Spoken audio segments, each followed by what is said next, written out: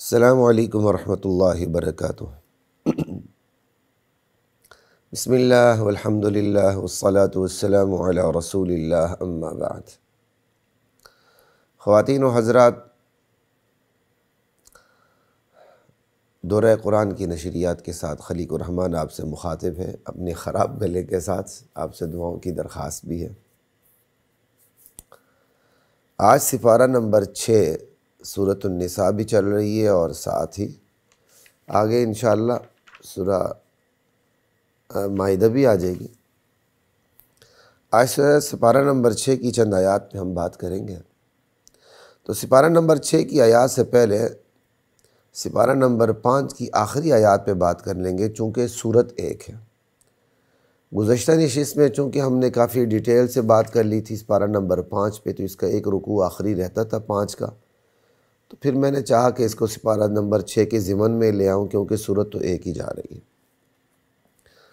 تو سپارہ نمبر 6 میں باقاعدہ داخل ہونے سے پہلے سپارہ نمبر 5 کی چند آیات ہیں جو 142 سے 143 تک ہیں، بلکہ 143 نہیں 147 تک ہیں، پورا رکوع ہے، اس پہ انشاءاللہ بات کر لیتے ہیں۔ سنتے جائیے۔ ان المنافقین یخادعون اللہ وہو خادعهم۔ اللہ تعالیٰ ارشاد فرماتے ہیں، یہ جو منافقین ہیں، جو دلوں میں کفر رکھتے ہیں اور زبان سے اسلام کا اظہار کرتے ہیں، یعنی کلمہ گو مسلمان، انا للہ و انا الیہ راجعون، یہ منافقین کلمہ گو مسلمان تھے، زبان سے کلمہ پڑھتے تھے، دل میں کفر رکھتے تھے، یہ انہی کی بات ہو رہی ہے۔ یہ جو منافقین ہے نا، جو کلمہ گو مسلمان ہے، زبان پر کلمہ ہے، دل میں کفر ہے، یخادعون اللہ، دراصل یہ اپنی منافقت سے اللہ کو دھوکہ دینا چاہتے ہیں، اللہ کے خلاف چال چلتے ہیں، اپنی طرف سے اللہ کو دھوکہ دے رہے ہیں۔ بھئی اللہ کو بھی کوئی دھوکہ دے سکتا؟ زبان سے اسلام، دل میں کفر۔ یخادعون اللہ، یہ منافق اللہ کے ساتھ چال چلتے ہیں، وَهُوَ خَادِعُهُمْ، جبکہ حقیقت یہ ہے، یہ کیا چال چلیں اللہ کے بارے میں، یہ کیا دھوکہ دیں اللہ کو؟ دھوکہ تو اللہ ان کو دے رہا ہے، چال اللہ ان کے خلاف چل رہا ہے، خفیہ تدبیر تو اللہ کر رہا ہے۔ سوال یہ ہے، کیا یہ کہا جا سکتا ہے کہ اللہ دھوکہ دے رہا ہے؟ دیکھیں، قرآن کریم عربی محاورے میں نازل ہوا ہے۔ آسان الفاظ میں اگر آپ سمجھنا چاہیں تو ایسے الفاظ جب آ جائیں تو اس سے مراد بیائی نہیں، یہ لفظ نہیں ہوتا، اس لفظ کا بدلہ ہوتا ہے۔ یعنی اللہ دھوکہ دے رہا ہے ان کو، تو دھوکے کا بدلہ، یعنی اللہ ان کو دھوکے کا بدلہ دے بھی رہا ہے، دے گا بھی دھوکے کا بدلہ۔ یہ آسان طریقہ ہے ایک بات کو سمجھنے کا۔ اگر اس کو تھوڑا سا ہم ایک اور اسلوب سے سمجھیں تو آسان ہو جاتی ہے۔ یہ وہی اسلوب جو وَمَكَرُوا وَمَكَرَ اللَّهُ میں ہے، ایک مکر کافر کرتے، ایک مکر اللہ کرتا ہے۔ تو ہمارے اردو اسلوب میں مکر بڑا خطرناک سمجھا جاتا ہے، یعنی بڑا مکار ہے، بڑے مکر و فریب ہیں اس کے۔ تو عربی زبان میں جو مکر ہے وہ دراصل خفیہ تدبیر کو کہتے ہیں۔ اپنی اصل میں یہ مکر برا نہیں ہے۔ تو لوگ مکر کرتے، کیا مطلب؟ لوگ حق کے خلاف خفیہ تدبیر کرتے ہیں، اور ایک اللہ خفیہ چال چلتا ہے، وَمَكَرَ اللَّهُ۔ یہی یہاں سمجھ لیں کہ دھوکہ دینا، کہ دھوکہ تو اصل میں حقیقت میں اللہ ان کو دے رہا ہے، یہ اللہ کو کیا دھوکہ دیں؟ دھوکہ جو لفظ ہے نا، خدع کا لفظ ہے، خدع یخدع، خدعا وخداعا، اس کا مطلب ہے، اس کے روٹ سے پتہ چلتا ہے کسی چیز کو چھپانا، اخفاء الشیء، کسی چیز کو چھپانا، سمجھائی؟ اور کسی کے ساتھ ایسا سلوک کرنا، کوئی جو اسے ناگوار گزرے لیکن اسے معلوم نہ ہو۔ تو دراصل خدع کے اندر کسی چیز کو چھپانے کا مفہوم آتا ہے، اخفاء الشیء کا، کسی چیز کو چھپانے کا مفہوم آتا ہے۔ تو یہی مفہوم یہاں بھی ہے کہ یہ منافقین اللہ کو دھوکہ دیتے ہیں، اللہ سے اپنے کفر کو چھپا رہے ہیں، اللہ سے بھی کوئی اپنے کفر کو چھپاتا ہے؟ یعنی دل میں کفر رکھ کر زبان سے اسلام کا اقرار کرنا اور مسلمان معاشرے میں نا، یہ کیا ہے؟ یہ اپنے کفر کو اسلام سے چھپانا ہے، اپنے کفر کو مسلمان معاشرے سے چھپانا ہے، جیسے سورہ بقرہ میں یخادعون اللہ والذین آمنوا، ٹھیک ہے۔ اب یہ دیکھیں وَهُوَ خَادِعُهُمْ، یہ کیا خدا کریں، دھوکہ دیں؟ حقیقت میں دھوکہ تو اللہ ان کو دے رہا ہے، تو دھوکے کا یہاں مطلب کیا ہو گیا؟ یعنی خدا کیا مطلب ہو گیا؟ یہ کیا اللہ سے چھپائیں؟ اللہ سے تو کوئی بات چھپ نہیں سکتی۔ دراصل اللہ ان سے اپنی چال کو چھپا رہا ہے، ان کے اعمال کی وجہ سے اللہ ان کو وہ بدلہ دے رہا ہے جس کے متعلق ان کو پتہ ہی نہیں چل رہا کہ یہ بدلہ تو ہمارے اعمال کی وجہ سے ہمیں مل رہا ہے، یہ سزا تو ہمارے کرتوتوں کی وجہ سے مل رہی ہے، اور یہ انہیں پتہ بھی نہیں چل رہا کہ یہ سزا ہے اور یہ سزا بدعملیوں کا نتیجہ ہے۔ یہ مطلب ہو گیا وَهُوَ خَادِعُهُمْ ذَلِكُمَا مِمَّا عَلَّمَنِي رَبِّي۔ یہ وہ تفسیر ہے جو اللہ نے میرے دل میں القاء کی، میں نے آپ کو بتا دی۔ یہ کوئی میں اپنی طرف سے نہیں لاتا، جب تفاسیر کو ہم دیکھتے ہیں تو الحمدللہ پھر ہم اپنا شہد خود بھی بناتے ہیں، ٹھیک ہے۔ مکھی کیا کرتی ہے؟ شہد کی مکھی رس چوستی ہے، یہ نہیں ہوتا کہ رس چوسے بغیر وہ شہد بنا دے، ایسا نہیں کرتی۔ شہد کی مکھی کا کام یہ ہوتا ہے رس چوسنا، لیکن رس چوسنے کے بعد بیائی نہیں، وہ رس کو اڈھیلتی نہیں ہے، بلکہ وہ رس کو چوسنے کے بعد اپنا شہد خود تیار کرتی ہے من جانب اللہ۔ تو الحمدللہ اللہ نے ہمیں بھی یہ توفیق دی ہے، ہم رس چوستے ہیں مختلف تفاسیر کا، اور پھر ایسے مواقع پہ اللہ ہمیں نصیب کرتے ہیں کہ ہم بإذن اللہ اپنا شہد خود بنا کے پیش کرتے ہیں، سمجھ آئی؟ تو اسے ہمارا شہد سمجھ لیجیے گا، یہ کوئی انہونی بات نہیں ہے، ٹھیک ہے۔ وَهُوَ خَادِعُهُمْ، دراصل اللہ ان کو دھوکہ دے رہا ہے۔ کیا مطلب؟ اللہ ان سے وہ سلوک کر رہا ہے جو ان کو پتہ ہی نہیں ہے۔ اللہ ان کی منافقت کی وجہ سے ان کو سزا دے رہا ہے، دنیا میں بھی اور آخرت میں بھی دے گا، اور ان کو پتہ ہی نہیں چل رہا کہ ہماری منافقت کی وجہ سے ہمیں دنیا میں بھی سزا مل رہی ہے اور آخرت میں بھی ملنی ہے۔ وہ خادعُهُمْ، سمجھ گئے بات؟ اب اچھا جی، یہ جو اللہ تعالیٰ نے کہا در حقیقت دھوکہ تو اللہ ان کو دے رہا ہے، در حقیقت یہ اللہ سے کیا بات کو چھپائیں؟ اللہ جو ان کے خلاف تدبیر چل رہا ہے خفیہ طور پر کہ ان کو پتہ بھی نہ چلے، اصل میں تو خفیہ تدبیر اللہ چل رہا ہے ان کے خلاف۔ بھائی وہ کون سی تدبیر ہے جو اللہ تعالیٰ خفیہ طور پر ان کے خلاف چل رہا ہے اور ان کو احساس بھی نہیں ہو رہا کہ ہمارے اعمال کی وجہ سے ہمارے خلاف یہ تدبیر ہو رہی ہے اور یہ ہمارے اعمال کی اثرات سامنے آ رہے ہیں؟ وہ قرآن کی آگے آیت خود ہی واضح۔ لوگوں نے خدا کی تفسیر کی، اللہ نے میرے ذہن میں ڈالا نہیں، ہمیں خدا کی تفسیر کرنے کی ضرورت نہیں، خدا خود ہی آگے آ رہا ہے کہ اللہ جو دھوکہ دے رہا ہے اس کی وضاحت کیا ہے، اس کی وضاحت خود آگے آ رہی ہے، پوری آیت کے اندر خود ہی آ رہی ہے، تو سنیے یہ بھی ذالکما مما علمنی ربی وَإِذَا قَامُوا إِلَى الصَّلَاةِ قَامُوا كُسَالَىٰ۔ در حقیقت اللہ ان کے ساتھ وہ تدبیر کر رہا ہے ان کے اعمال کی وجہ سے کہ ان کو یہ احساس ہی نہیں ہو رہا کہ ہمارے اعمال کی وجہ سے یہ اثرات مرتب ہو رہے ہیں۔ وہ ایک پہلا اثر کیا ہے؟ وہ پہلا اثر یہ ہے کہ جب یہ نماز میں کھڑے ہوتے ہیں نا تو بڑی سستی، کاہلی اور بے دلی کے ساتھ کھڑے ہوتے ہیں۔ یہ ان کے لیے خدا کی سزا ہے، ان کی منافقت کی وجہ سے، ان کی منافقت کی وجہ سے، بظاہر اللہ کو دھوکہ دینے کی وجہ سے اللہ جو ان کے خلاف تدبیر چل رہا ہے وہ پہلی تدبیر یہ ہے کہ نماز میں ان کا دل نہیں لگتا، کاہلی سے، بے دلی سے، سستی سے کھڑے ہوتے ہیں۔ اب کیا منافق کو یہ پتہ ہے کہ جو میں نماز میں سستی سے کھڑا ہوں یہ تو میرے اپنے اعمال کا نتیجہ ہے؟ نہیں، لیکن اللہ سزا دے رہا ہے اور منافق کو پتہ ہی نہیں چل رہا کہ یہ تو میں جو سستی سے کھڑا ہوں نماز میں یہ تو میرے اعمال کی سزا مجھے مل رہی ہے، اور منافق کو پتہ ہی نہیں چل رہا۔ یہی تو اللہ کا دھوکہ ہے کہ اللہ دے رہا ان کو، یعنی خدا، یہی تو اللہ کی چال ہے۔ اگر دھوکہ آپ کو لفظ اچھا نہیں لگتا تو چال سمجھ لیں کہ یہ تو اللہ کی چال ہے کہ ان کی منافقت کی وجہ سے پہلا اثر ان کے جسم اور روح پر یہ ہے کہ ان کا دل نماز میں نہیں لگتا. یہ پہلا اثر ہے ان کے منافقت کا، جو اللہ ان کے خلاف چال چل رہا ہے.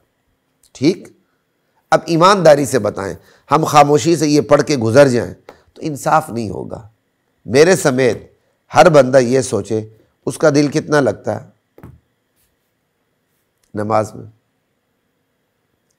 بعض لوگ تو ایسے ہیں کہ مسجد میں دل اٹکا رہتا ہے، یہ بڑے خوش قسمت ہیں. نماز کے بعد اگلی نماز کا انتظار، اگلی نماز کے بعد اگلی نماز کا انتظار. میں ساتھیوں سے کہتا ہوں ریٹائرمنٹ کی جو ایج ہوتی ہے نا، وہ ایک گولڈن پیریڈ ہے انسان کا. آرام سے بیٹھ کے پینشن کھاتا ہے، اس کے پاس کتنا بہترین موقع ہے کہ بس نماز پڑھے، گھر آئے، رات کو تہجد پڑھے، صبح نماز میں جائے، آرام سے کھائے پیے موجہ کرے اور لوگوں کی اصلاح کی کوشش کرے، اور پھر جب وقت آ جائے تو اس دنیا سے ٹر جائے. ٹھیک، اب اگر یہ تو بڑے خوش قسمت ہے، لیکن معاشرے کی اکثریت جس میں ہم جیسے لوگ بھی شامل ہیں، کوئی ہم اوپر سے تھوڑی آیا ہے بھائی، نماز میں دل نہیں لگتا. اور یہ دیکھیے الایمان یزید و ینقص، نماز ایمان اوپر نیچے ہوتا رہتا ہے. کبھی کبھار آپ دیکھیں آپ کو نماز میں اتنا مزہ آتا ہے کہ آپ رکعت لمبی کرتے جاتے ہیں، رکوع لمبا کرتے جاتے ہیں، سجدہ لمبا کرتے جاتے ہیں، قیام لمبا کرتے جاتے ہیں، آپ کو خود ہی مزہ آ رہا ہوتا ہے. یہ ایمان کی حلاوت اور اس کی میٹھاس ہے. لیکن کئی دفعہ کیا ہوتا ہے، آپ کہتے ہیں یار بس میں جلدی جلدی نماز پڑھ کے باہر چھلانگ مار دوں مسجد سے باہر. اکثر اوقات کیا ہوتا ہے، نماز میں کھڑے رہیں، سر کھجا رہے ہیں، آگے پیچھے کھجا رہے ہیں، ہمارا کوئی پتہ ہی نہیں ہوتا کہ کہاں کہاں ہمارا ہاتھ پڑ رہا ہے.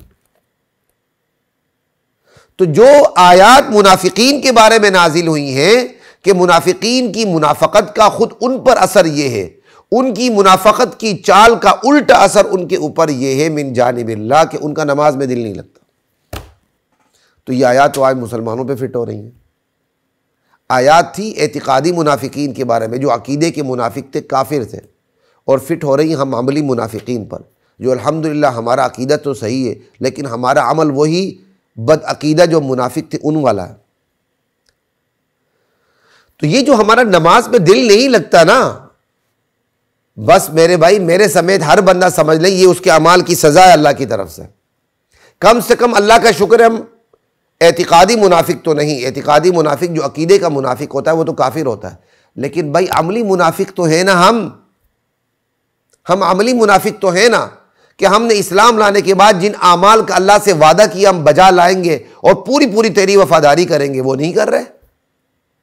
تو عملی منافقت کا اثر بھی نماز کی سستی ہے، اعتقادی منافقت کا اثر بھی نماز کی سستی ہے. فرق یہ ہے ایک میں بندہ کافر ہوتا ہے دوسرے میں نہیں ہوتا. تو آج مسلمان جو کافر نہیں ہیں وہ بھی اپنی نماز میں سست ہیں کیونکہ ان کے اندر منافقت ہے، اگرچہ عملی منافقت ہے. تو عملی منافقت بھی اتنی خطرناک ہے کہ اس کا پہلا اثر یہ پڑتا ہے بندے کا دل نماز میں نہیں لگتا. آج بھی آپ دیکھیں بہت سے عقیدے کے منافق بھی ہوتے ہیں، عمل کے منافق بھی ہوتے ہیں. اسی مسجد کے باہر اللہ کے نام پہ یا غیر اللہ کے نام پہ یا 11ویں تیجے چولے 5ویں تیجے کل شریف 40واں تیجا تے 5واں تے پتہ نہیں کیا کیا نام رکھے، سارے دیگیں چڑھا رہے ہوتے ہیں، لیکن اس دیگ چڑھانے والے مالک کو 2 قدم پہ مسجد کے اندر جا کے نماز پڑھتے ہوئے موت نظر آتی ہے. لا الہ الا اللہ. تو منافقت کا پہلا اثر کیا ہے؟ نماز میں دل نہ لگنا. بس میرے سمیت ہر بندہ سوچے اس کا دماغ نماز میں دل نہیں لگتا نا، تو اس کا مطلب منافقت کا کوئی پہلو آ چکا ہے ہمارے اندر. عقیدے کی منافقت سے اللہ سب سے پہلے بچائے اور اللہ عملی منافقت سے بھی بچائے، لیکن ہم بچتے نہیں کم سے کم عملی منافقت سے. تو میرے سمیت ہر بندہ سوچے اگر اس کا دل نماز میں نہیں لگ رہا نا تو اس کے اندر کوئی نہ کوئی منافقت کا شائبہ ضرور ہے جس کا اثر اس کی نماز پہ پڑ رہا ہے. اس پہ اتنی بات کافی ہے، آگے چلتے ہیں. وَإِذَا قَامُوا إِلَى الصَّلَاةِ قَامُوا كُسَالَىٰ يُرَاءُونَ قَامُوا كُسَالَىٰ يُرَاءُونَ النَّاسَ. یہ دوسری بیماری منافقین کی منافقت کا دوسرا اثر ان کی عملی زندگی میں کیا پڑتا ہے؟ وہ دکھاوا کرتے ہیں لوگوں سے. ایک دکھاوا تو یہ ہے کہ نماز میں دل نہیں لگتا لیکن کھڑے ہوتے ہیں دکھاتے ہیں کہ ہم بھی نمازی ہیں، ہم بھی نماز پڑھتے ہیں. تو اس دکھاوے کی وجہ سے پوری زندگی میں ان کا دکھاوا آ جاتا ہے، ان کی پوری زندگی کے اندر ریاکاری آ جاتی ہے۔ یہ یراؤن الناس کا لفظ صرف نماز کے ساتھ خاص میں نہیں سمجھتا، الحمدللہ نماز میں دکھاوا آتا ہے، لیکن نماز میں دکھاوے کی وجہ سے پوری زندگی میں بھی دکھاوا آ جاتا ہے، ریاکاری آ جاتی ہے۔ یہ ان کی منافقت کا دوسرا اثر یہ ہے، ان کی زندگیوں میں دکھاوا ہے، یراؤن الناس۔ اب میرے سمیت ہر بندہ سوچ لے اس کی زندگی میں دکھاوا کتنا۔ مسلمان سماج کتنا مضبوط تھا دور نبوت میں کہ جو منافق ہوتے تھے وہی نماز میں بے دلی کا اکساہ کیا کہتے ہیں سستی کا مظاہرہ کرتے تھے۔ جو خالص مسلمان ہوتے وہ یہ کام نہیں کرتے تھے، ان سے یہ کام ہوتا ہی نہیں تھا۔ کتنا مضبوط معاشرہ تھا۔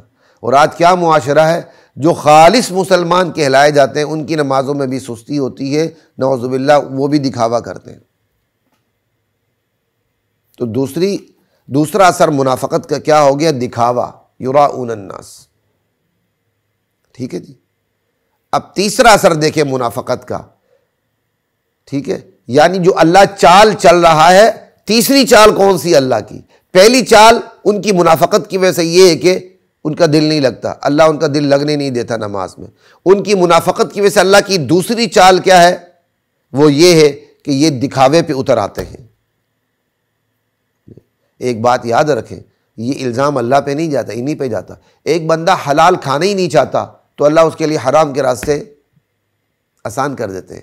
ایک بندہ حلال جائز فکر رکھنا ہی نہیں چاہتا لیکن وہ اپنی ساری حرام فکر رکھتا ہے، اللہ اس کو حرام فکر کے راستے اس کے لیے کھول دیتے ہیں۔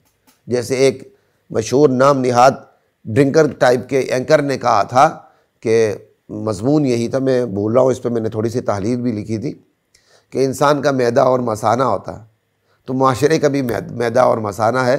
اور یورپ والے بڑے ریئلسٹک ہیں، انہوں نے کیا کہتے ہیں اپنے معاشرے میں لوگوں کے لیے معاشرے کا بھی معدہ اور مثانہ بنا دیا ہے، یعنی زنا کے اڈے قائم کر دیے۔ وہ بڑے ریئلسٹک ہیں، یعنی مضمون یہ تھا۔ اللہ اکبر! دیکھیں دانشوری جب غلط ہو جائے تو کیسے کیسے دلیل ڈھونڈتی ہے زنا کے لیے، بدکاری کے لیے۔ اس پر میں کسی تحریر میں تبصرہ کر چکا ہوں، پھر انشاءاللہ کسی وقت موقع ملے گا تو اس پہ بات کریں گے۔ ایسی باتیں وہی کرتے ہیں جن کی کھوپڑی میں مغز نہیں ہوتا بلکہ غلاظت ہوتی ہے، اور جن کے دل میں خون جگر نہیں ہوتا بلکہ آب مثانہ ہوتا ہے، پیشاب ہوتا ہے، خون نہیں ہوتا۔ جن کے دل میں خون جگر ہو اور دماغ میں انسانی غلاظت نہ ہو بلکہ مغز ہو تو وہ کبھی ایسی باتیں نہیں سوچ سکتا۔ اچھا جی، وَلَا يَذْكُرُونَ اللَّهَ إِلَّا قَلِيلًا۔ اللہ جو ان کے خلاف چال چل رہے ہیں، اللہ جو ان کو دھوکہ دے رہے ہیں، وہ یہ کہ ان کی منافقت کی وجہ سے ان پر اثر یہ ہے، یہ اللہ کا ذکر بہت کم کرتے ہیں، جو کرتے ہیں وہ بھی دکھاوے کے طور پر، معاشرے سے مجبور ہو کے۔ ان کے دل ویران ہیں، کھنڈرات ہیں، بے آباد ہیں، ان کے دل میں اللہ نہیں رہتا۔ اگر اللہ کا نام بھی لیتے ہیں تو زبان سے لیتے ہیں۔ یہ اللہ ان کے خلاف چال چل رہے ہیں۔ اللہ اکبر! یہ ساری وَهُوَ خَادِعُهُمْ کی تفصیل ہے۔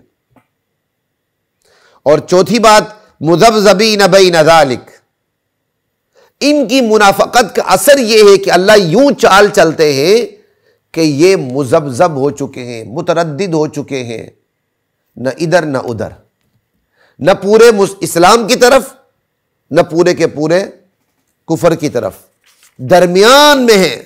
یہ درمیان میں مذبذب کی کیفیت بڑی تکلیف دہ ہوتی ہے، تذبذب کی کیفیت۔ مذبذبین بین ذالک، یہ اللہ ان کے خلاف چوتھی چال اللہ نے چلی ہوئی ہے۔ لا الہ الا ولا الہ الا، نہ ادھر کے نہ ادھر کے۔ ومن یضلل اللہ فلن تجد لہ سبیلا، جسے اللہ گمراہ کر دے اس کے کرتوتوں کی وجہ سے تو آپ اس کے لیے کوئی راستہ نہیں پا سکتے۔ جو اپنی قبر خود ہی کھو دے، جو اپنے لیے حلال راستے خود ہی بند کر دے، جو اپنے لیے حلال فکر کے راستے خود ہی بند کر دے، تو اللہ تعالیٰ اس کے لیے حلال راستے کبھی نہیں کھولتا۔ جو اپنی رہنمائی کے لیے دروازہ خود ہی بند کر دے، اللہ زبردستی دروازہ اس میں نہیں کھولتا۔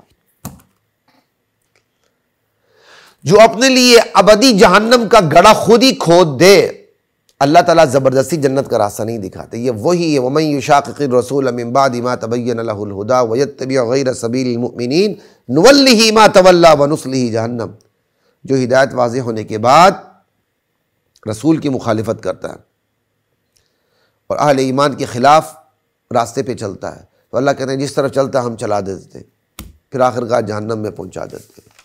تو حضرات محترم، خواتین و حضرات، جو اللہ تعالیٰ منافقین کے خلاف چال چلتا ہے، اللہ کہتے ہیں یہ میرے خلاف چال چلتے ہیں، مجھے اپنی چال دکھاتے ہیں، زبان پہ اسلام اور دل میں کفر، مجھے دھوکہ دیتے ہیں، مجھ سے اپنی حقیقت چھپاتے ہیں۔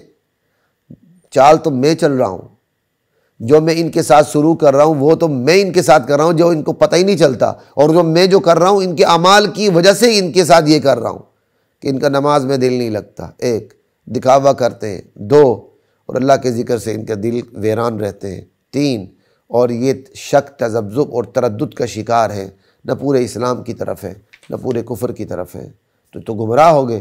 تو جسے اللہ گمراہ کر دے اس کی منافقت کی وجہ سے، اس کے اعمال کی وجہ سے، تو آپ اس کے لیے کوئی راستہ ہدایت کا نہیں پا سکتے۔ سمجھ آ گئی جی؟ اگلی آیت پہ چلتے ہیں۔ یا ایھا الذین آمنوا، اے ایمان والو، لا تتخذوا الکافرین اولیاء من دون المؤمنین، مسلمانوں کو چھوڑ کے، اہل ایمان کو چھوڑ کے کافرین کو اپنا دوست نہ بنانا۔ کیوں؟ کافروں کو دوست بنانا یہ تو نفاق کی علامت ہے، ابھی تو منافقت ہی کی تو بات ہو رہی ہے۔ مسلمانوں کافروں کو دوست نہ بنانا، جو کافروں کو دوست بناتا ہے یہ اس کی منافقت کی علامت ہے۔ ایک ہی رواداری، اللہ تعالیٰ اہل کفر کے ساتھ رواداری سے منع نہیں کرتے، لیکن ان کو دوست بنانا یہ اللہ برداشت نہیں کرتے۔ کیوں؟ دوست کا دوست پر اثر ہوتا ہے، اور حدیث میں ہے کہ بندہ جو ہے اپنے دوست کے خیالات اور نظریات کو قبول کرتا ہے، اس لیے دوست بنانے سے پہلے سوچ لو کہ من یخالل، تم کسے دوست بنا رہے ہو۔ تو یہاں کہا گیا اہل ایمان کافروں کو دوست نہ بنائے، سمجھ آئی، مسلمانوں کو چھوڑ کے، کیونکہ یہ ان کی منافقت کی علامت ہوگی۔ اتریدون ان تجعلوا للہ علیکم سلطانا مبینا، اے مسلمان بندو، کیا تم یہ چاہتے ہو کہ اپنے خلاف اللہ کے لیے کھلی دلیل تم قائم کر لو؟ یعنی اللہ تعالیٰ بندوں سے کہنے کہ میرے مسلمان بندو، تم کافروں کو دوست بنا کر اپنے خلاف میرے لیے یعنی اللہ کے لیے ایک کھلی دلیل قائم کرنا چاہتے ہو اپنی منافقت پر، کہ خدا کو کھلی دلیل ہاتھ میں آ جائے کہ تم منافق ہو۔ وہ کھلی دلیل کیا ہاتھ میں آ جائے؟ اگر تمہارا تعلق جگری دوستی تمہاری منافقی کافروں کے ساتھ ہو تو یہ خدا کے لیے دلیل ہوگی کہ تم منافق ہو۔ تو کیا تم خدا کے لیے دلیل قائم کرنا چاہتے ہو اپنے نفاق کے اوپر؟ تم جب بھی دوستی کرو گے تو اس کا مطلب یہ ہوگا اگر تم منافق ہو تو خبردار تم نے منافقین سے دوستی نہیں کرنی، اپنے خلاف خدائی حجت قائم نہیں کرنی۔ ان المنافقین فی الدرک الاسفل من النار، یہ منافقین اللہ کے ہاں اتنے مبغوض ہیں، اتنے قابل نفرت ہیں، اتنے غلیظ، پلید اور نجس ہیں کہ یہ جہنم کے سب سے نچلے حصے میں ہوں گے۔ ابو جہل وہاں نہیں ہوگا جہاں یہ منافقین ہوں گے۔ وہ منافق، یہ جو منافق ہے پہلے سپارے کے شروع میں دیکھ لیں، ان کی علامت یہی تھی کہ یہ صحابہ کو گالیاں دیتے تھے۔ آج کے منافق بھی صحابہ کو گالیاں دیتے ہیں۔ فرق دونوں منافقین میں کیا ہے؟ وہ منافقین جو حضور کے دور میں تھے، خدا کی قسم ان منافقین سے جو آج ہیں ان سے اچھے ہیں۔ وہ منافق جو حضور کے دور میں تھے وہ اچھے ہیں ان منافقین سے۔ کیوں؟ ان منافقین نے اسلام سے کے متبادل کوئی اسلام کا ایڈیشن تیار نہیں کیا تھا۔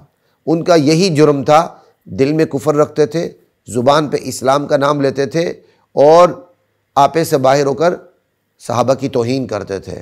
اور آج کے منافقین کا جرم یہ ہے کہ یہ دل میں کفر بھی رکھتے ہیں، زبان پر اسلام کا نام بھی لیتے ہیں، اور صحابہ کو گالیاں بھی دیتے ہیں، اور ساتھ انہوں نے ایک اضافی کام کیا ہوا ہے۔ وہ اضافی کام کیا؟ اسلام کے خلاف ایک پورا انہوں نے اسلام کا یہودی ایڈیشن تیار کر لیا ہے، جس کو یہ اسلام کہتے ہیں۔ ان کے اصول، ان کے عقائد، ان کے نظریات بالکل اسلام سے متصادم ہیں، اور وہ ان متصادم نظریات پر ایمان لانے کو اسلام قرار دیتے ہیں اور اس سے تصادم کو یہ کفر قرار دیتے ہیں۔ کیا مطلب ہو گیا؟ انہوں نے ایک ایسا یہودی ایڈیشن اسلام کا تیار کر لیا ہے کہ یہ اس ایڈیشن کو اسلام کہتے ہیں اور اصل اسلام کو کفر کہتے ہیں۔ یہ اضافی کام بخدا واللہ العظیم ثمت اللہ العظیم، یہ مدینے کے اللہ کے نبی کے دور کے منافقین نے یہ کام انجام نہیں دیا تھا۔ تو آج کا منافق جو دشمنان صحابہ ہے، اس نے اپنی ایک پوری فقہ ایجاد کی ہوئی ہے، اس نے اپنا پورا ایک دین کھڑا کیا ہوا ہے، اور وہ دین کفر پر مبنی ہے، اور اس دین کو یہ اسلام کہتا ہے اور اسلام کو یہ کفر کہتا ہے۔ مدینے کے منافقین کے پاس کوئی اسلام کا الگ سے ایڈیشن نہیں تھا، اس لیے آج کا منافق اس گزرے دور نبوی دور کا جو منافق ہے اس سے زیادہ خطرناک ہے۔ تو یہی وجہ ہے کہ منافقین جہنم کے سب سے نچلے حصے میں ہوں گے، اور وَلَن تَجِدَ لَهُمْ نَصِيرًا، اور تم ان کے لیے کوئی مددگار نہیں پاؤ گے۔ البتہ جو کافرین، جو منافقین توبہ کر لیں، پلٹ آئیں، واپس آ جائیں، تو اللہ نے پھر بھی توبے کا دروازہ کھلا رکھا ہوا ہے۔ وَأَصْلَحُوا، اصلاح کر لیں اپنے عقائد کی، اپنے اعمال کی، اپنے نظریات کی۔ اور الحمدللہ کچھ ایسے لوگ ہوتے ہیں دشمنان صحابہ جن کی ساری زندگی لت پت ہوتی ہے، لیکن آخر جا کر جب وہ تلاش حق کا جذبہ بیدار ہوتا ہے تو اللہ تعالیٰ ان کو اسلام کی نعمت سے مالا مال کر دیتے ہیں۔ ایک ایسے بندے ہیں شادرے کی طرف، بڑے عرصہ پہلے میں ان کو ملا تھا، وہ بکر کی یا کسی سائڈ کے دشمنان صحابہ میں سے تھے۔ ماشاءاللہ جب تلاش حق کا جذبہ ان کے اندر، تلاش حق کے جذبے نے انگڑائی لی تو وہ مسلمان ہو گئے الحمدللہ۔ تو وہ لوگ جو توبہ کریں، اپنے عقائد کی، نظریات کی، اعمال کی اصلاح کریں، وَاعْتَصَمُوا بِاللَّهِ، اللہ کو مضبوطی سے پکڑیں۔ اللہ کو مضبوطی سے کیسے پکڑا جا سکتا ہے؟ اللہ کے دین کو، قرآن و سنت کو اور اولی الامر کی تصریحات کو مضبوطی سے پکڑ لیں۔ وَأَخْلَصُوا دِينَهُمْ لِلَّهِ، اور اپنے دین کو اللہ کے لیے خالص کر لیں، شرک کا شائبہ نہ آنے دیں، اپنی وفاداریاں اللہ کے ساتھ وابستہ کر لیں۔ اللہ کے سامنے ہر مفاد قربان ہو سکتا ہو، لیکن مفاد کے مقابلے میں اللہ کا کوئی حکم قربان نہ ہو، اللہ کا دین قربان نہ ہو۔ فَأُولَٰئِكَ مَعَ الْمُؤْمِنِينَ، تو ایسے جو کیا کہتے ہیں لوگ ہیں خوش قسمت، جنہوں نے توبہ کر لی ہو، پلٹ آئے ہوں، اصلاح کر لی ہو، اللہ کے دین کو مضبوطی سے پکڑ لیا ہو، دین سے وفادار ہو چکے ہوں، تو پھر یہ اہل ایمان کے ساتھ ہوں گے، اور اللہ تعالیٰ اہل ایمان کو اجر عظیم عطا فرمائیں گے۔ ما یفعل اللہ بعذابکم ان شکرتم وآمنتم، لوگو اگر تم شکر بجا لاؤ، ناشکری نہ کرو، کفر نہ کرو اور ایمان لے آؤ، تو کیا کہتے ہیں، تو اللہ اسے کیوں عذاب دے گا؟ اللہ تمہیں عذاب دے کر کیا کرے گا؟ اگر تم شکر کرو ایمان لے آؤ، کیوں عذاب دے گا اللہ تعالیٰ؟ کبھی نہیں دے گا۔ وَكَانَ اللَّهُ شَاكِرًا عَلِيمًا، یاد رکھو میرے بندو، اللہ تو بڑا قدردان ہے، جاننے والا ہے۔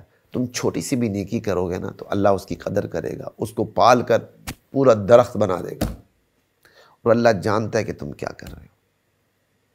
یہ جی سورہ سپارہ نمبر 6 کے عنوان سے ہم چل رہے ہیں، لیکن سپارہ 5 کی آخری آیات تھیں تو اس کو بھی ہم نے ذکر کرنا مناسب سمجھا، کیونکہ سورہ نساء چل رہی ہے۔ اگلی جو آیت ہے سپارہ نمبر 6 کی، مختصر سی آیات ہے، ایک دو پہ بات کر لیتے۔ سپارہ نمبر 6 کی پہلی آیت ہے اور سورۃ النساء کی 148 آیت ہے۔ لا يحب اللہ الجہر بالسوء من القول، کسی کی بری بات کو ظاہر کرنا، کسی کے عیب کو آشکار کرنا اللہ پسند نہیں کرتا۔ اللہ اکبر، کسی کے عیب کو ظاہر کرنا اللہ پسند نہیں کرتا۔ اللہ تو سمیع و علیم ہے، دور و نزدیک کی ہر بات کو یکساں طور پہ سنتا ہے، جانتا بھی ہے کون کیا کر رہا ہے، تو جو کچھ کرے گا اس کے مطابق جزا دے گا۔ تو اس لیے تمہیں کسی کی عیب جوئی کرنے کی، کسی کی عیب جوئی کرنے کی ضرورت نہیں ہے، کسی کے بارے میں بری بات مشہور کرنے کی، چرچا کرنے کی تمہیں ضرورت نہیں ہے۔ البتہ اس میں ایکسیپشن ہے، استثناء ہے، الا من ظلم، جس بندے پر ظلم ہوا ہو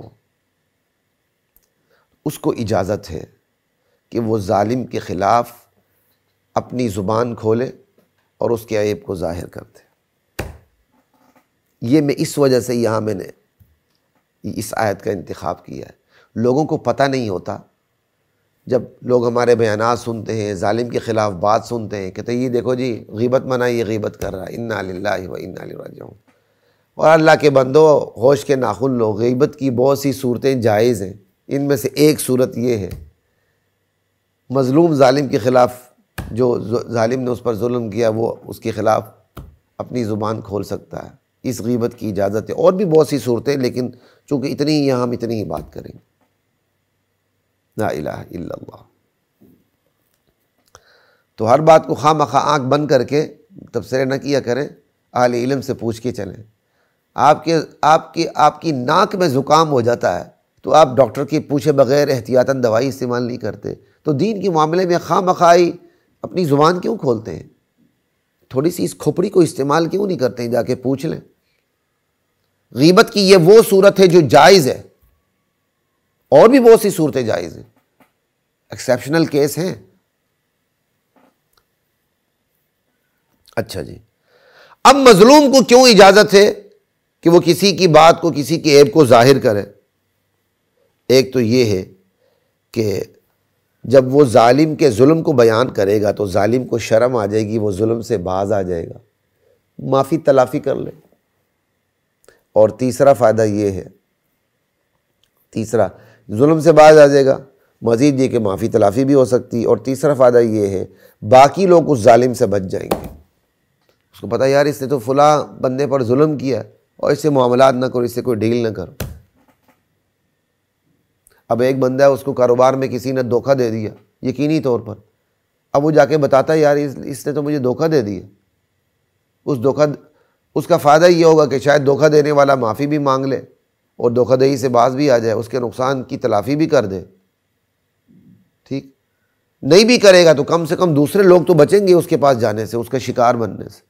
اس لیے ظالم مظلوم کو اجازت دی گئی ہے اس غیبت کی۔ ٹھیک ہے جی۔ اور اگلی بات، حدیث بھی سنا دیتا ہوں اس حوالے سے، سنن ابی داود کی حدیث 5153۔ ایک شخص نبی کریم صلی اللہ علیہ وسلم کے پاس آیا اور اس نے اپنی پڑوسی کی شکایت کی کہ یا رسول اللہ، میرا پڑوسی مجھے تکلیف دے رہا ہے۔ آپ نے کہا صبر کرو تم۔ لیکن وہ بیچارہ صبر کرتا رہا، لیکن وہ پڑوسی تکلیف دینے سے باز نہیں آیا۔ وہ بندہ 3 مرتبہ شکایت لے کے نبی علیہ السلام کے پاس آیا۔ یعنی وہ پڑوسی بیچارہ جو تنگ ہو رہا تھا اپنے پڑوسی سے، وہ 2-3 مرتبہ شکایت لے کے نبی علیہ السلام کے پاس حاضر خدمت ہوا۔ تو آپ صلی اللہ علیہ وسلم نے اسے ترکیب بتائی، کہا جاؤ اپنے گھر کا سامان راستے میں رکھ دو باہر۔ اس نے ایسے ہی کیا، اپنے گھر کا سامان باہر رکھ دیا۔ اب جو بھی گزرتا وہ حیران ہوتا کہ گھر کا سامان باہر پڑا ہوا، بندہ باہر بیٹھا ہوا ہے۔ پوچھتا بھائی کیا ماجرا ہے؟ کہتا میرا پڑوسی مجھے تکلیف دے رہا ہے، وہ تکلیف دینے سے باز نہیں آتا۔ تو جو سنتا وہ لعنت ملامت کرتے ہوئے گزر جاتا۔ اب جو تکلیف دے رہا تھا تو اس کی تو کیا کہتے ہیں اچھی خاصی بدنامی ہو رہی تھی۔ اس نے آیا، اس سے معذرت کی اور سامان واپس اندر رکھنے کی التجا کی۔ اللہ اکبر، یوں وہ باز آ گئے۔ اب یہ دیکھیں اس حدیث میں بھی جب اس بندے نے اپنا سامان باہر رکھ دیا تو ظالم کا ظلم بیان کرنا شروع کر دیا نا۔ حدیث سے بھی اجازت ملی، گویا حدیث اسی آیت کی تفسیر ہے۔ اللہ اکبر۔ پڑوسی جو تکلیف دے رہا تھا، اپنے پڑوسی سے اس نے معذرت بھی کر لی، آئندہ تکلیف نہ دینے کا وعدہ بھی کر لیا، اور التجا بھی کی یار تیری مہربانی اپنا سامان اپنے گھر میں رکھ دے۔ یوں اس کا علاج ہو گیا۔ یہ ہوتا ہے خدا کی ہر حکم میں حکمت ہے۔ آگے چلتے ہیں، اس نشست کی جو ہماری آخری آیت ہے، بلکہ آیت کا ایک ٹکڑا ہے جو سورۃ المائدہ کی آیت نمبر 2 ہے، اس آیت نمبر 2 کا ایک حصہ ہے، ٹکڑا ہے۔ وہ کیا ہے؟ وَتَعَاوَنُوا عَلَى الْبِرِّ وَالتَّقْوَى۔ لوگوں آپس میں ایک دوسرے کے ساتھ تعاون کیا کرو نیکی اور تقوی کے کاموں میں، نیکی اور پرہیزگاری کے کاموں میں ایک دوسرے کے ساتھ تعاون کیا کرو۔ جو تمہارا تعاون ہے، جو تم ایک دوسرے سے کوآپریٹ کرتے ہو، وہ صرف نیکی میں ہونی چاہیے، تقوی اور پرہیزگاری میں ہونا چاہیے۔ وَلَا تَعَاوَنُوا عَلَى الْإِثْمِ وَالْعُدْوَانِ، سرکشی کے کاموں میں، گناہ کے کاموں میں ایک دوسرے کے ساتھ تعاون نہ کرو، ایک دوسرے کی مدد نہ کرو۔ وَاتَّقُوا اللَّهَ، اللہ سے ڈرتے رہو، إِنَّ اللَّهَ شَدِيدُ الْعِقَابِ، اللہ عذاب دینے میں بہت سخت ہے، یہ بات یاد رکھو۔ جو اللہ رحمت للعالمین ہے، الرحمن الرحیم ہے، وہ اللہ عزیز ذو انتقام بھی ہے، شدید العقاب بھی ہے، ان بطش ربک لشدید بھی ہے۔ اس لیے برے کاموں میں ایک دوسرے کے ساتھ تعاون نہیں کرنا۔ یہاں میں ایک قصہ سنا دینا چاہتا ہوں آپ کو۔ جب میں لاء کر رہا تھا الحمدللہ، میرے ٹیچر تھے، بس انہیں پتہ نہیں کیا الرجی ہوتی تھی، اللہ حفاظت فرمائے، چونکہ بالکل بے دین اور سیکولر بندے تھے، تو بس جب بھی وہ مجھے دیکھتے تو ان کی طبیعت خراب ہو جاتی تھی، وہ مولویوں کے خلاف شروع ہو جاتے تھے۔ تو اسی دوران کوئی ایسی بات آ گئی، تو انہوں نے، میں بات کو بہت مختصر کرتے ہوئے کہتا ہوں، جب میں نے کہا کہ اگر میں نے وکالت کی تو میں غلط مقدمات نہیں لوں گا، ضمیر کے مطابق جو صحیح مقدمات ہیں، جو مجھے برحق نظر آئے، میں انہی کو لوں گا۔ تو وہ پھر کہنے لگے کھاؤ گے کہاں سے؟ غالباً جو مجھے یاد آ رہا ہے، میں کہا جو اللہ کتے کو کھلاتا ہے وہ خلیق الرحمن کو بھوکا نہیں مارے گا انشاءاللہ۔ مجھے یاد پڑتا یہ بھی بات ہوئی، اور ان سے جب باتیں کرتے ہوئے انہوں نے مجھے کیا کہا پتہ ہے؟ کہا میں ایک وکیل ہوں، میں جج نہیں ہوں، مطلب میں ہر قسم کے کیس لے سکتا ہوں، میں تو ایک پروفیشنل وکیل ہوں۔ ایک بندہ مرڈر کر کے آتا ہے۔ اصل میں جو بات مجھے یاد آ رہی وہ یہ ہے، وہ ہر چیز مولویوں پہ ڈالتے تھے، ہر چیز مولویوں پہ ڈالتے تھے۔ میں نے ایک دن کھڑے ہو کے کہا، میں نے کہا سر ایسا نہ کریں، ہر شعبے میں اچھے بھی ہوتے ہیں برے بھی ہوتے ہیں، علماء میں بھی اچھے بھی ہیں برے بھی ہیں۔ انہوں کا نہیں، علماء سارے ہی برے ہوتے ہیں۔ تو پھر میں نے کہا سر، اب میں نے کہا دل میں سوچا کہ اب یہاں دفاع سے کام نہیں چلے گا، ڈیفینسو ہو کے کام نہیں چلے گا، یہاں تو آفینسو ہونا پڑے گا۔ پھر میں نے جارحانہ دفاع کیا اور میں نے کہا سر برے تو سارے وکیل ہوتے ہیں، سارے وکیل برے ہوتے ہیں۔ میں نے کہا سارے کا شاید لفظ میں نے استعمال نہ کیا ہو، تو وہ کیسے؟ میں نے کہا یہ وکیل، ان کی وجہ سے معاشرے کے اندر ڈکیتی ہے، جرم ہے، قتل و غارت ہے، جو کچھ معاشرے میں ہو رہا ہے ان وکیلوں کی وجہ سے ہو رہا ہے۔ کہتا کیسے؟ میں نے کہا بہت بڑا بندہ مرڈر کرتا ہے اور اتنا ہی بڑا وہ وکیل کر لیتا ہے جو اس کو پھانسی کے پھندے سے چھڑا کے معاشرے کا باعزت شہری بنا دیتا ہے۔ یہ سارے کام وکیل کرتے ہیں، اگر یہ وکیل نہ کرے تو معاشرے میں یہ جرم نہ پھیلے۔ اب یہی طریقہ تھا ان کے سامنے آنے کا۔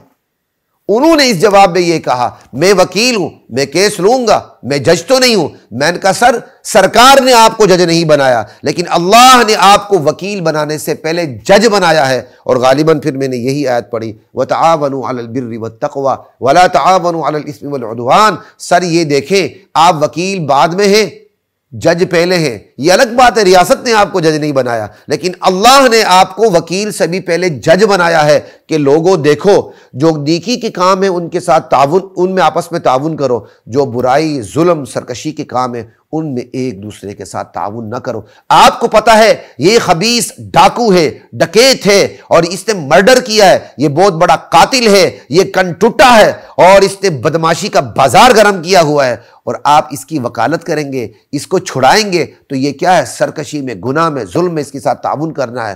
آپ کا ضمیر کیسے مطمئن ہو سکتا ہے جب آپ کو خود پتہ ہے یہ قاتل، آپ اس کا کیس لے رہے ہیں؟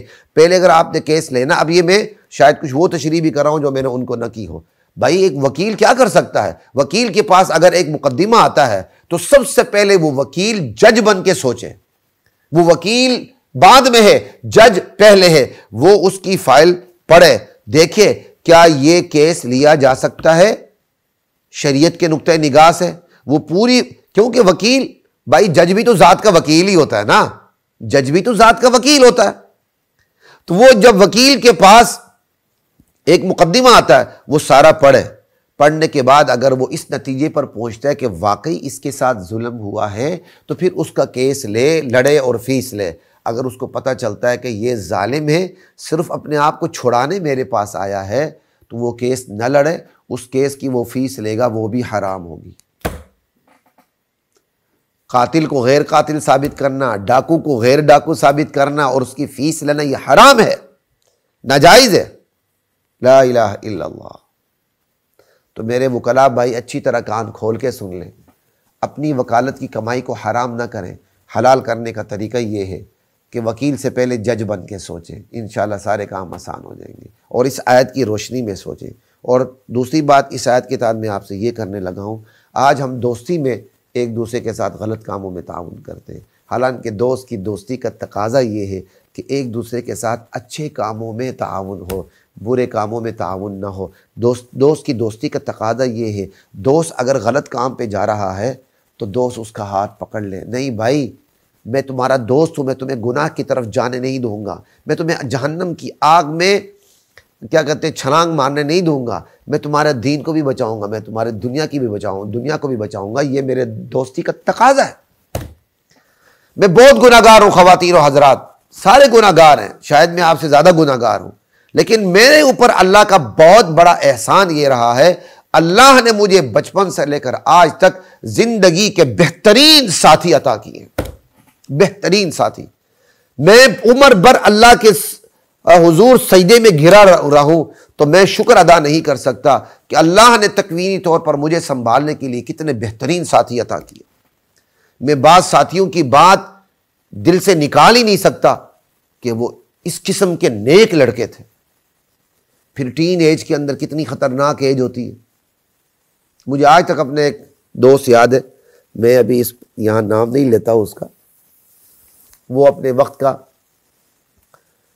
یو ای ٹی کا ریکارڈ بریکر لڑکا، لوگ اس کے ساتھ دوستی کے لیے ہلاک مرتے تھے کہ یہ ہمارے ساتھ دوستی کرے۔ اللہ تعالیٰ نے اس کو پرسنالٹی ایسی دی تھی، ایسا وقار، ایسی متانت، ایسی سنجیدگی، ایسی ذہانت، میرے خیال میں آج تک اس کا ریکارڈ نہیں ٹوٹا۔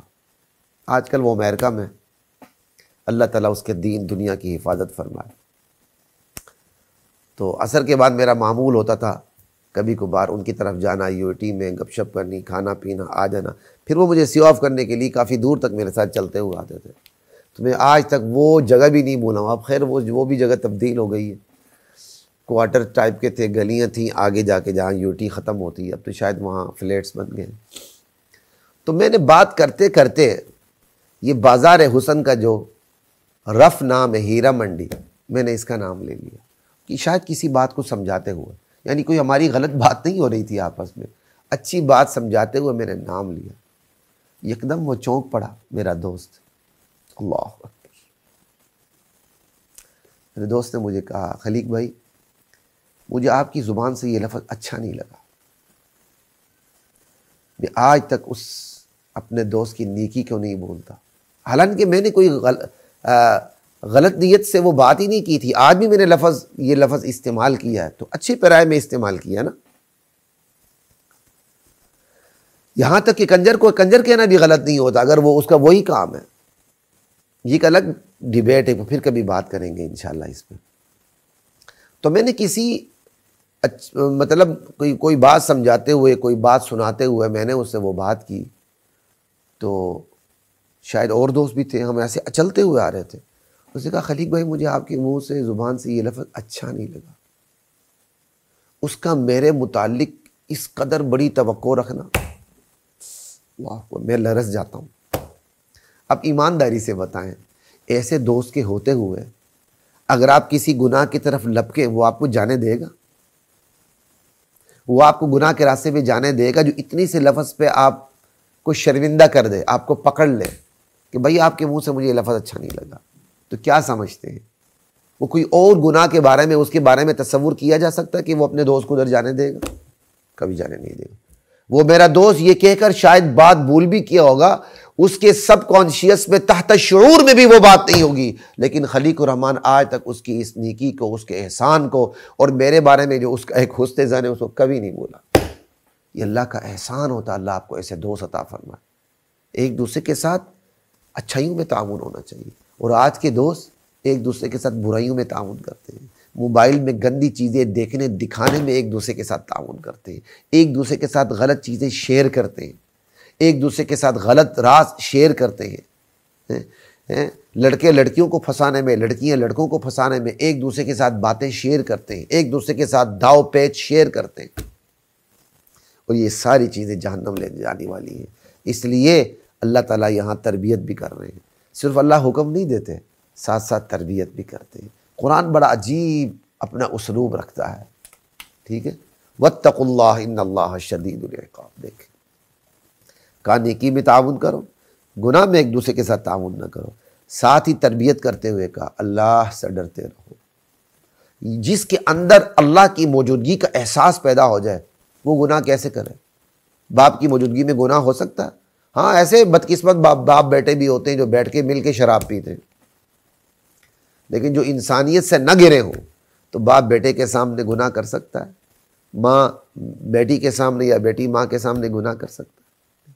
تو جس ہستی کے ساتھ سب سے بڑا رشتہ ہے اللہ کے ساتھ، اس کی موجودگی کا احساس ہو تو گناہ ہوگا؟